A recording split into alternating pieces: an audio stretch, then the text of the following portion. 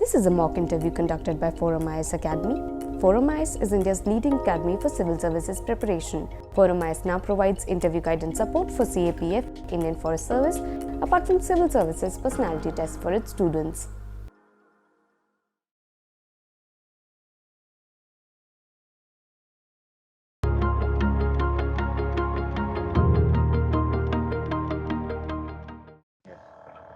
Aseem, tell me the meaning of your name. It's a very interesting name. Aseem means limitless, something without bounds. Something without bounds. Okay. Can you call a freedom of expression without bounds? No, sir, absolutely not. We have reasonable restrictions that are written in the Constitution itself. Can you tell some of the reasonable restrictions? Sir, it has to be in sync with public order, morality, our relationship with other friendly nations, security of the state. Okay. So you are from Bihar? Yes, sir. Is Nationalism still affecting Bihar? Yes, sir, absolutely. Currently, around 10 districts are affected by Naxal LWE. These are mostly the border areas which the Jharkhand, which border districts. Can you name some of the districts? Gaya, Jamui, Banka, Aurangabad, Kaimur, Rohtas. Do you think prohibition policy is positive, considering the recent fact that prohibition also leads to a lot of spurious liquor, and there has been a recent tragedy again in Bihar? Sir, absolutely. We recently saw around 2-3 dozen people died. So the ill effect of prohibition has been that this whole sector has gone underground. The black market, apparel market has been flourishing in Bihar. There have been collusion between authorities and these liquor mafia. So, but I think the revenue part, it has not been affected that much. This was said by our chief minister. Also, tourism has the revenues from tourism has increased. It has not been affected negatively. Sir, I think the problem is that it has not been implemented the way it was supposed to be implemented. So we need to improve our implementation mechanism. Public authorities, the administration should do better in implementing the policy. What policies changes would you make for prohibition? Like, let's say if you are the advisor to the chief minister, what changes would you like to bring? So first of all, there has to be an intensive awareness program. We can use loudspeakers and small nukkad nataks to make people aware, preferably in local languages. We can reach out to women, tell them about their rights, that they can complain if they see some kind of activities. We can also empower chowkidars. Chowkidars have not been effective that much, so we can empower chowkidars, give them some weapons, some kind of deterrence, so it can be improved. What kind of video games do you play? You have a hobby of playing video games? Sir, mostly sports games, sometimes shooting games also. So, what kind of sports? So football, basically FIFA and NBA 2K, which is basketball, and sometimes shooting games like IGI and Counter Strike. Do you think playing first-person shooter games will help in CAPF also? I think, sir, if it helps in better communication with your comrades, your teammates. There are commands that we use during FPS games. Also, it helps in having a good teamwork, good team environment. It can help in executing tasks better with our teammates. Why did you do B.Ed after graduation? Sir, I come from a family where most of my immediate family members are engaged in education sector. So there was a natural inclination towards this profession. I really like teaching. I'm passionate about teaching, and this is why I decided to complete B.Ed. Yeah, are you teaching somewhere currently? Sir, actually, I have applied for high school teacher post in Bihar government, and currently I'm awaiting joining. It got delayed because of panchayat election. So probably after this whole process is complete, I'll be joining. Some problem in UP teacher entrance test? I have read about it, but I don't know the specifics of it. There was some corruption, a lot of back entry was there, but I'm not entirely sure about it. What are the major problems in the primary and the secondary school education in India? Sir, in primary, first of all, as the NEP highlighted, that foundational literacy and numeracy is weak. This was also highlighted by the ESSER report, which is released by the Pratham NGO. They said that children in fifth class, even in fifth or fourth class, they are not able to read the textbooks provided for first class students. So this kind of situation is in rural area. The teacher training is not up to the mark. We have to improve teacher training. In secondary, I think due to the lack of foundation which we offer students in primary, it continues on to secondary. So there is a root cause is the primary. We need to improve our education in primary. Then there will be some changes in secondary as well. And mostly we have to improve teacher training. We have to provide infrastructure, smart classrooms. It's absolutely the most important thing right now is to curb the digital divide. So talking about digital divide, Yes, sir. can you tell me how has Corona affected the school education quality? Sir, this digital divide that I was talking about recently is a report, and also the report by Niti Aayog said that almost a year has been lost. We have lost a year. Uh, Children have already forgot what they have learned a year back. So these kind of issues are there, and most importantly, due to this digital divide, there has been a huge gap. Haves and have-nots. There are children who can afford expensive mobiles, tablets, so they gain an unfair advantage over rural children who cannot afford any kind of technological equipments. Can you tell me the security issues regarding the India-Bangladesh border? Sir, illegal trafficking is there. Cattle trafficking is also there. Then sometimes drug trafficking is there. We have recently busted, the BSF busted a huge codeine supply trafficking that was happening. And then immigration issue is also there. A lot of foreigners enter our boundary at night, and then they have spurred a demographic change in northeast region, and we have seen so many internal security issues ranging from them. One of the reasons for relatively poor economic development of Bihar state is attributed to law and order. Right? Can you tell me how law and order affects economic development? Sir, in case of Bihar, I am not aware about this specific issue that law and order has impacted development. I think Bihar's developmental issue is more socio-political rather than law and order dominated. But I think yes, law and order does impact economic development. For example, in northeast region, Jammu Kashmir region, we have seen terrorist issue is there, cross-border infiltration is there, insurgency is there. It has impacted the ease of doing business in the region. So yes, it impacts, and then it also we have to spend huge amount of sums on maintaining security troops in the region. That also kind of affects the revenue of the states. How has socio-political movement affected the economic development? Can you explain that? Sir, actually, I was talking about socio-political mismanagement and issues that has crept in Bihar. First of all, there is issue of casteism. There was once a time when Bihar used to set the national agenda just after independence, but now due to casteism, criminalization of politics, and corruption and malgovernance, Bihar has plunged into darkness. Our economic development is not up par. Our per capita income is lowest in the country. Recently, yesterday, Niti Aayog released a report and said Bihar is the most multidimensionally poor state in India. This is what I was talking about. Okay, one last question.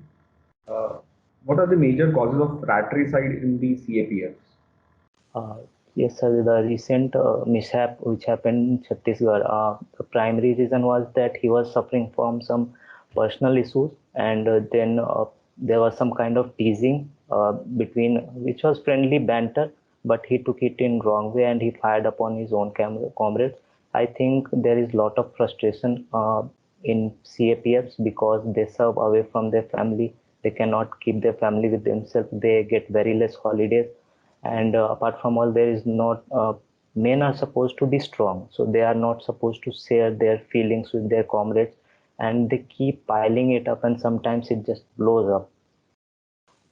All right. Hi, Aseem. Yes, sir. Good morning, good afternoon. Good afternoon.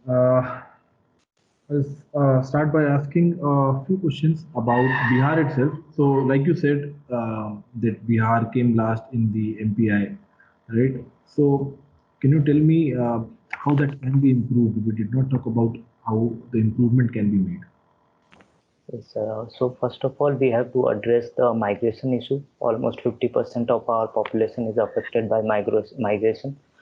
We have to improve the skill level of our own people. Obviously, it is a natural fact that we do not possess mineral resources, especially after 15th November 2000 when Jharkhand got separated. We lost most of our natural resources, but we have a good thriving agriculture sector. We have a good service sector. People, if people can be skilled, they and skill can be imparted through vocational training institutions like ITIs, then there can be a turnaround in our fortunes. What is the sex ratio in Bihar? So it's 918 according to 2011 figures. 918. Is it likely to improve now that we have the NFHS 5? Sir, it has improved, but situation still remains grim in Bihar, especially in some regions like Munger and Lakhisarai. We have around 900, so it is below the national average of 943, going by 2011 census. What is the National Security Council? Sir, National Security Council is the apex body. It is chaired by NSA, National Security Advisor, and it looks at the overall security scenario of India and recommends various measures to Prime Minister. Do you think it's a redundant body compared to the Cabinet Committee on Security? I think, sir, NSC is much more technical. It looks at the various situations in detail, and Cabinet Committee on Security, I think it is more related with the decision-making part. So all the technical details are taken care by NSC, and then probably Cabinet Committee on Security comes into picture. So what if we are to launch a nuclear missile at some of the countries? So who will take that decision? So definitely Prime Minister. Is it the Prime Minister alone? No, sir. I think he'll be advised by all the delegates like NSC members, NSA, Cabinet Committee and Security members. There will also be a representation from Army, Air Force. So you like watching documentaries? Yes, sir. What was the recent documentary that you watched? Sir, it was Dropout Daughters. It portrays the journey of four girl children in some remote Rajasthan village, and it was based on the central theme about why girls drop out early from the school. Okay. And why is that? So according to documentary, first of all, patriarchy is there, and there is a preference for son. It impacts the education level of girl child because the parents and the social system is set up in a way that they promote their sons rather than their girls. Another thing is that girls themselves have very little incentive to study because they know their fate. They know they'll be married at a very young age. Also, there is an issue of safety and security of girls because they cannot work away from home for prolonged period of time. Parents get worried.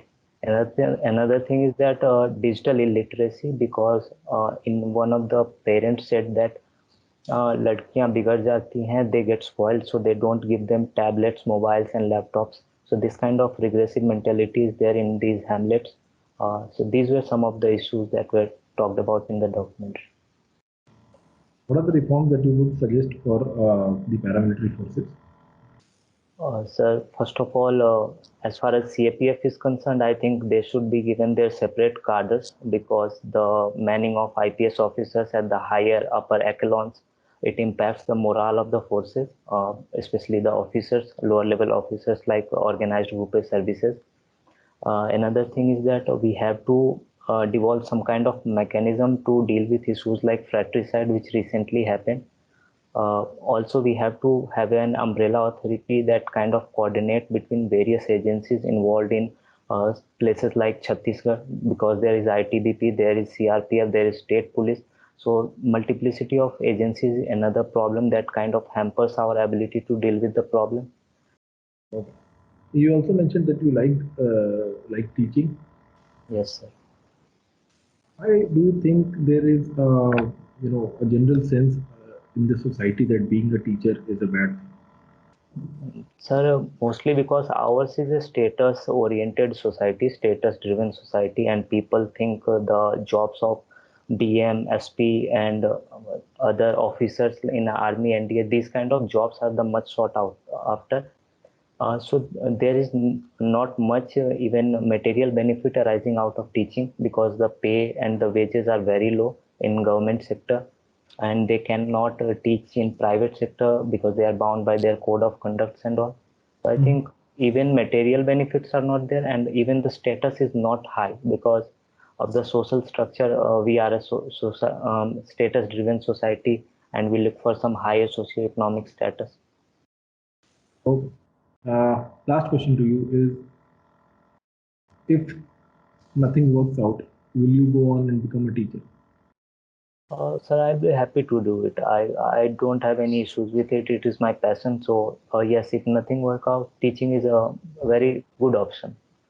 Good evening. Good evening. How are you doing? Fine, sir. Okay. So I was just going through your DAP and I just noticed that you can read, write, and speak Sanskrit as well.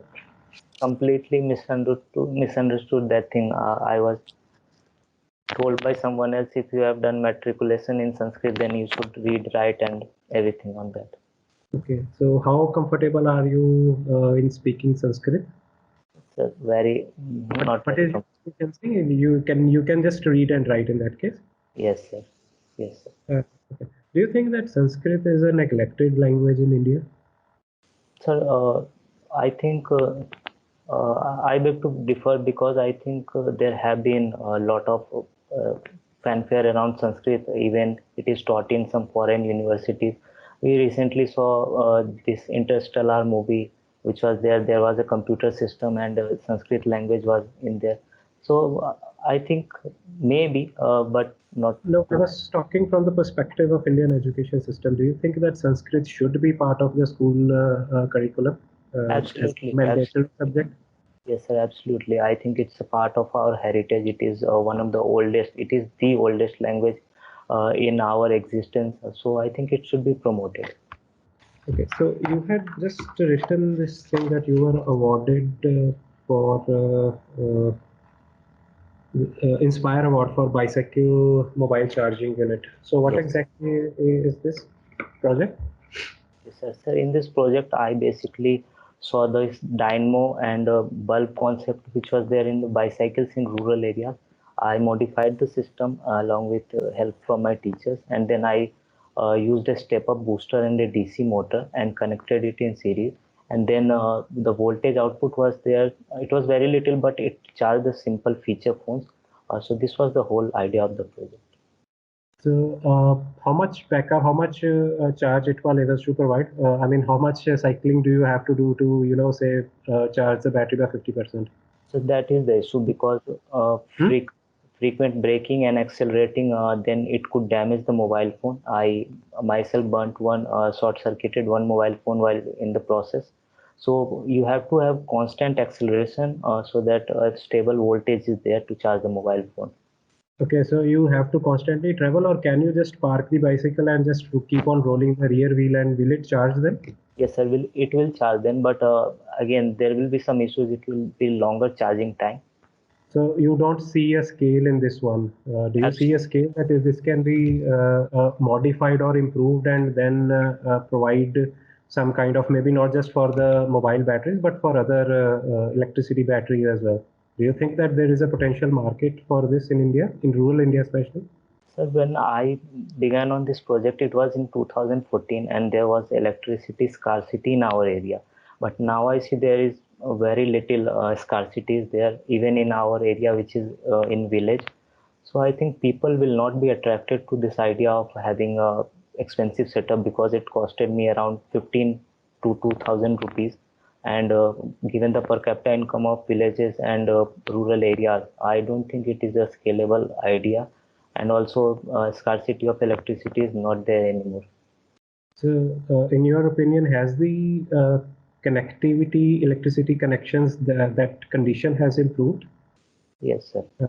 Do you know which schemes of the government have been undertaken in this regard? Under what schemes were this electrification done?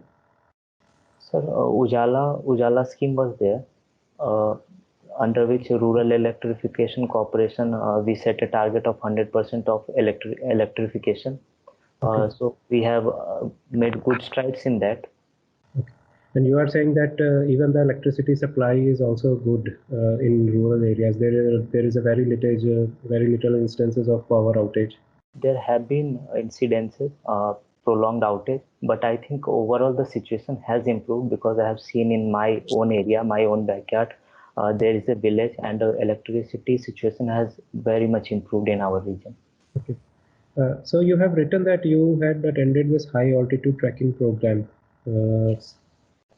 So to what height was this trekking program? Yes, sir. This Sandakphu lies in the eastern Himalayan landscape. It stands at 12,500 feet. It is around 8-9 days trek, and you have to trek 10-12 kilometers daily. So, basic USP of this high altitude trekking program was the Kanchenjunga cluster, which resembles a sleeping person, and it is known as Sleeping Buddha by the local people. So that was the main USP of this. Okay, do you know what impact does high altitude has on human body?